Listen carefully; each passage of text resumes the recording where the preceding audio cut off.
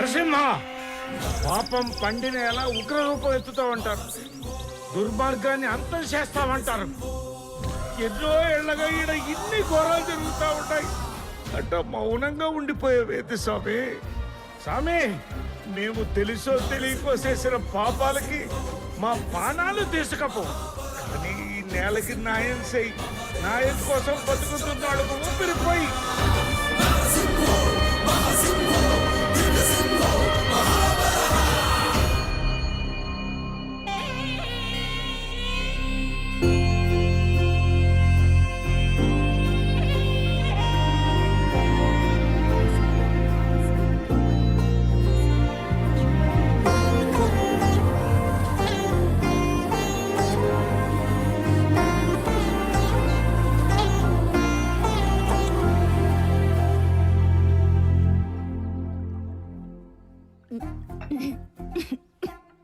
ఏమైంది కస్తూరి?